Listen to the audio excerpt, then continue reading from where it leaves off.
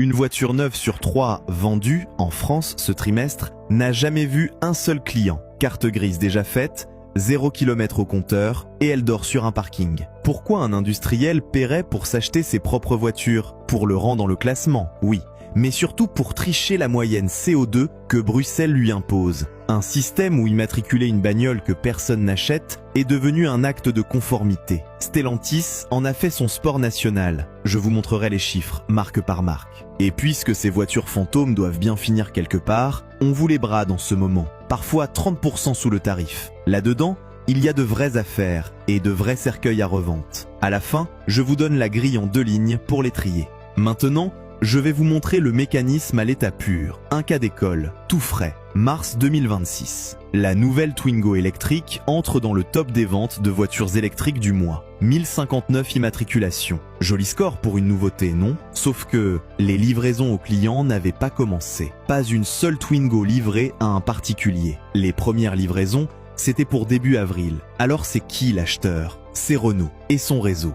1059 Twingo immatriculés en véhicules de démonstration par les concessions pour les concessions. AAA Data, avril 2026. Le seul best-seller dont aucun lecteur n'a jamais ouvert le livre. Et ce n'est pas une blague sans victime. Sans ces Twingo fantômes, le numéro 1 de l'électrique en mars, c'était Tesla. La marque s'est fait souffler la première place par une voiture pas encore livrée. Vous voyez le problème? Le classement que la presse a recopié ce mois-là ne mesurait pas ce que les Français achètent. Il mesurait ce que Renault s'achète à lui-même. Et personne, dans les journaux télévisés, n'a pris 30 secondes pour faire le tri. Renault n'est pas seul, et il n'est même pas le pire, loin de là. Gardez le pire pour dans 1 minute, on y vient. D'abord, BYD, le chinois qui conquiert l'Europe.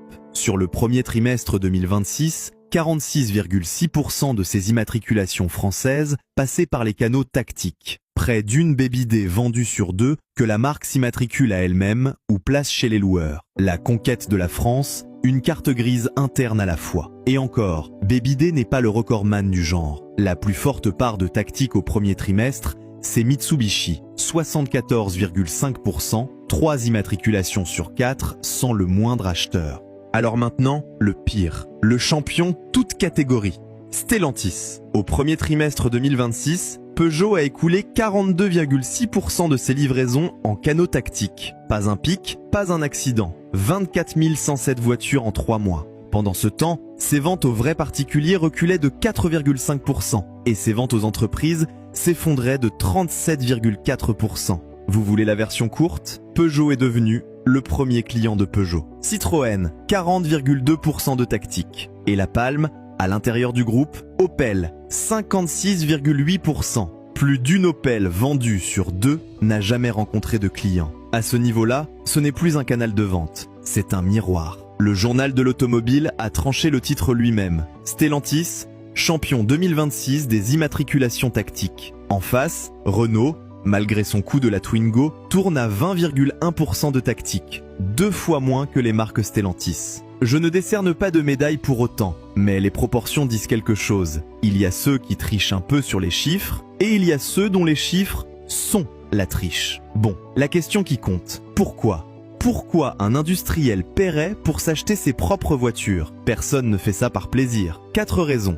Et je vous préviens, la 4e est la plus cynique. Raison numéro 1, les primes. Le concessionnaire touche ses primes de volume quand il atteint l'objectif fixé par le constructeur. On est le 30 du mois, il manque 3 voitures pour décrocher la prime du trimestre, le calcul est vite fait. 3 cartes grises, véhicules de démonstration, et la prime tombe. La prime vaut plus que la perte sur les 3 voitures. C'est rationnel, c'est même imparable. C'est juste que ça fabrique des chiffres de vente en carton. Raison numéro 2, les classements. Numéro 1 des ventes. Vous l'avez entendu 100 fois cette formule. Elle s'affiche en pub, elle rassure l'acheteur, elle flatte le réseau. Eh bien, cette formule s'achète. La Twingo de mars, c'est exactement ça. Un rang dans un classement, payé en immatriculations internes, avant même que le produit existe chez les clients. Raison numéro 3, et là on entre dans la mécanique européenne, le CO2. Les normes CAFE de la Commission européenne se calcule sur les immatriculations, pas sur les voitures qui roulent, sur les cartes grises. Donc, un constructeur qui immatricule des électriques en démonstration améliore la moyenne CO2 de sa flotte de l'année sans avoir convaincu un seul client. Le plafond, pour situer, 93,6 grammes de CO2 par kilomètre et selon l'ICCT, les constructeurs n'en sont plus qu'à quelques grammes. Les BID de février, les Twingo de mars, regardez bien, ce sont des électriques. Coïncidence? Non, c'est le règlement qui veut ça. On a construit un système où immatriculer une voiture que personne n'achète est un acte de conformité réglementaire. Je vous laisse savourer. Et la raison numéro 4, la façade. Reprenez le cas Peugeot du premier trimestre. 42,6% de livraison en tactique, pendant que les ventes aux particuliers reculaient de 4,5%. Et le B2B s'effondrait de 37,4%. Voilà à quoi sert le maquillage. Enlevez-le et la chute réelle de la demande devient assez violente pour faire la une. Alors, on ne l'enlève pas. La bourse préfère, les communiqués préfèrent, tout le monde préfère. La demande est trop faible pour alimenter le marché, alors les canaux tactiques, les seuls qui progressent, écoulent les stocks à sa place. Je vous traduis en langage de garage. On immatricule des voitures pour ne pas avoir à dire que personne n'en veut. Voilà pour le tour de passe-passe. Mais une carte grise ne fait pas disparaître une voiture. Et c'est maintenant que ça devient intéressant pour vous. Parce que ces voitures fantômes, il faut bien qu'elles aillent quelque part. Elles vont sur les parkings. Et elles n'y sont pas seules. Au 30 mars 2026, 101 230 voitures neuves en stock dans les concessions françaises. Un mélange, soyons précis, des voitures jamais immatriculées qui attendent preneurs et des tactiques fraîchement vendues sur le papier qui attendent exactement la même chose. Un record absolu. Des hectares de tôle neuve sous les housses qui attendent un être humain. Et chaque jour d'attente coûte de l'argent. Aux distributeurs, pas aux constructeurs, notez bien. Dès la seconde où la carte grise est éditée, la voiture est juridiquement une occasion. La décote démarre. La garantie constructeur démarre aussi. On y reviendra. C'est un point qui peut vous coûter cher. Les frais financiers sur le stock courent. Résultat, le réseau est assis sur une montagne de voitures qui perdent de la valeur chaque mois et il n'a qu'une obsession, s'en débarrasser vite. C'est là que vous entrez en scène. Portes ouvertes, opération de déstockage, mandataire. La voiture fantôme refait surface avec une étiquette sympathique. Véhicule 0 km. 0 km ou presque. Remise affichée qui pique les yeux. Chez les mandataires, Aramis, VPN, Distinction, Starter et compagnie, la remise grimpe jusqu'à 30% sous le tarif catalogue sur ces voitures. Aramis Auto l'affiche noir sur blanc sur ses véhicules neufs et 0 km. Sur une compacte familiale à 35 000 €, 20% de remise, c'est 7 000 €. Ce n'est pas de la petite monnaie, c'est une année de carburant, l'assurance, et il vous en reste. Alors, bonne affaire? Attendez.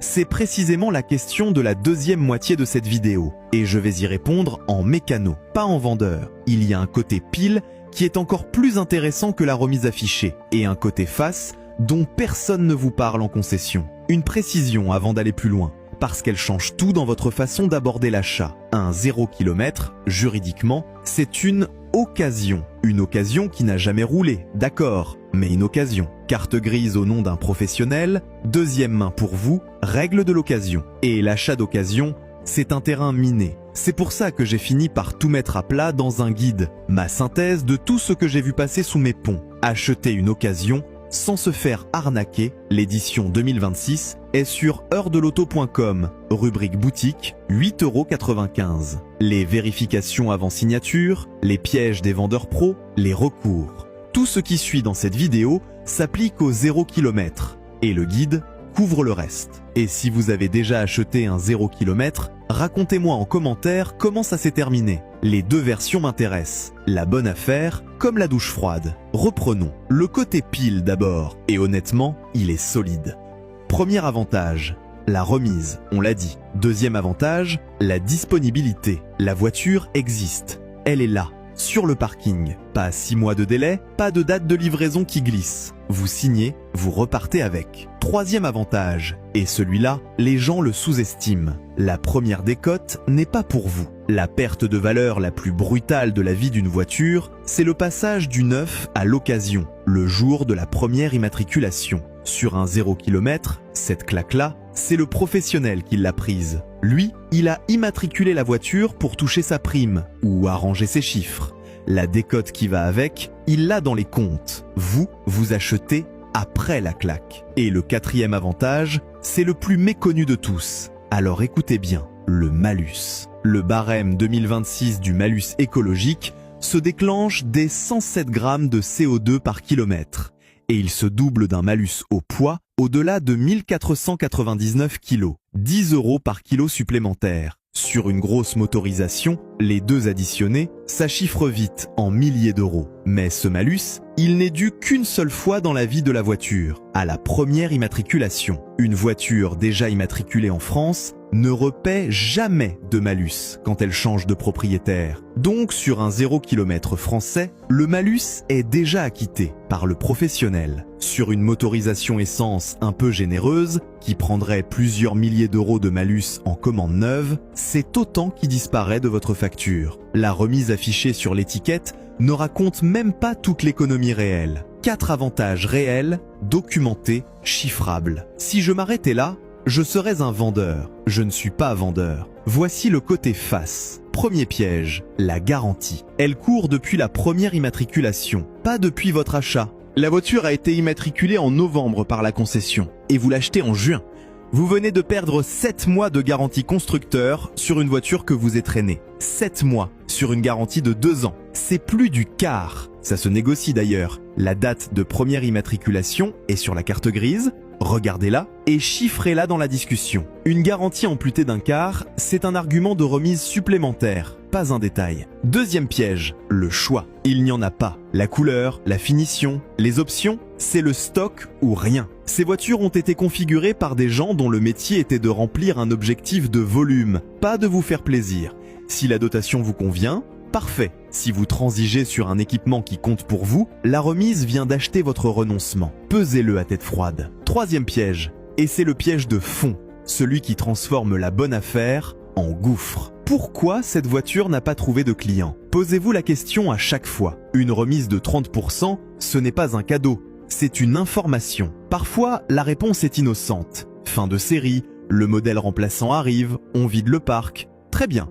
Mais parfois, la réponse est que le marché a essayé la voiture et l'a reposée. Un modèle récent que les clients boudent malgré les remises, c'est un modèle dont la cote d'occasion va s'écraser dans les mêmes proportions. La remise que vous touchez à l'achat, vous la rendez à la revente, avec les intérêts. Vous n'avez pas fait une affaire, vous avez juste pris la place du concessionnaire dans la file des gens qui veulent s'en débarrasser. Et il y a un quatrième point, pas un piège, une réalité de calendrier que je dois vous donner, parce qu'elle date d'il y a quelques jours. En mai 2026, les immatriculations de véhicules de démonstration ont reculé de 17,8%. Journal Auto, juin 2026. Le robinet à voiture fantôme se referme. Pourquoi? Parce que les parkings sont pleins. On arrête d'immatriculer pour la façade quand on n'arrive déjà plus à écouler la façade précédente. Ce qui veut dire que nous sommes en plein dans la phase de déstockage du stock existant. Les 101 230 voitures du parking, c'est maintenant qu'on les pousse vers la sortie. C'est maintenant que les remises sont les plus agressives. La fenêtre, c'est cette année, pas dans 2 ans, quand le stock aura été digéré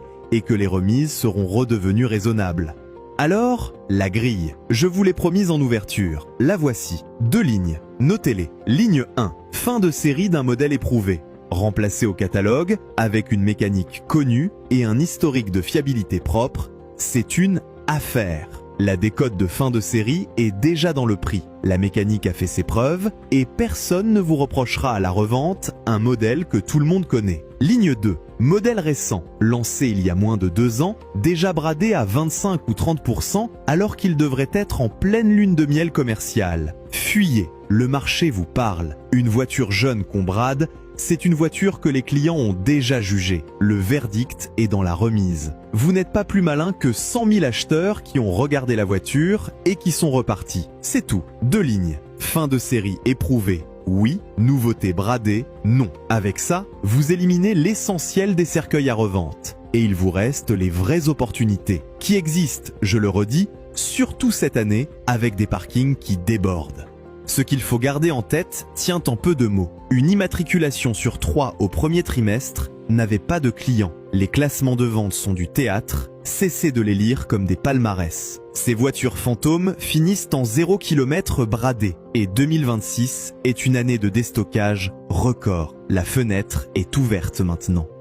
La prochaine fois qu'on vous annonce fièrement les chiffres de vente du mois, souvenez-vous qu'une voiture sur 3 n'a jamais eu d'acheteur et que la seule question qui compte, c'est de savoir si, à la fin, l'acheteur de secours qui paye pour le théâtre, ce sera vous au bon prix ou vous au prix fort.